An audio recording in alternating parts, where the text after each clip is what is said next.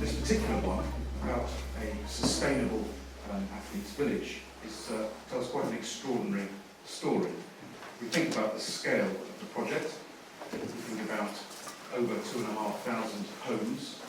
We think about the number of stakeholders, and we'll hear more about those in a moment, involved in the project. We think about a scale of that nature and the fact that a project like this could not slip.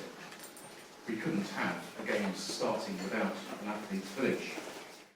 Actually, the athletes' village is based upon this, what we call the sort of cookie cutter, very rational block, about 75 metres by about 120 metres.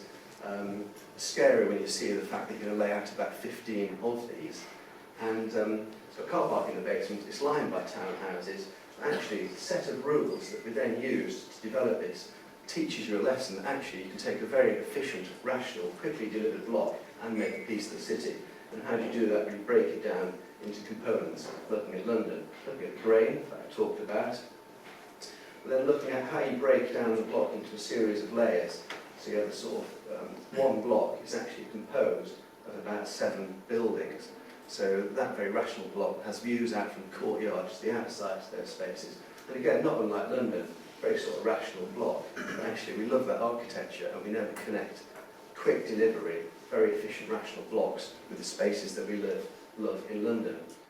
And the key takeaway for industry, I would guess, I've suggested here, it's not the obvious glamorous sustainable issues in terms of equipment or forms of construction, but it's what we didn't build. It's the 2 million square feet of flooring that we didn't put down and 2.5 million square feet of paint that we didn't paint the walls before the Games. And in actual fact, from the area that we saved through the early master planning work, we didn't build 2 blocks, and so roughly that amount of construction wasn't actually built, and we managed to fulfil the brief without doing that. We summarise things in terms of waste, responsible sourcing, our carbon emissions, obviously is a critical one, what we did with the community, and then the design sort of aspects. And we had a very strong focus throughout the delivery on getting people to measure things. So there was a regular monthly update that we made all of the plots, and we had a league table kind of approach, so we got them into a competitive element. And these figures sort of illustrate where we got to. So 95% of our waste got diverted from landfill, which is a great achievement. As you will see on the slide, the project resulted in the supply of over 150,000 LED-based products. However, more importantly, these were also supplied as the most sustainable and energy-efficient products at the time of delivery, including the one highlighted, which is the implementation of a 7-watt LED compared to your traditional 50-watt halogen.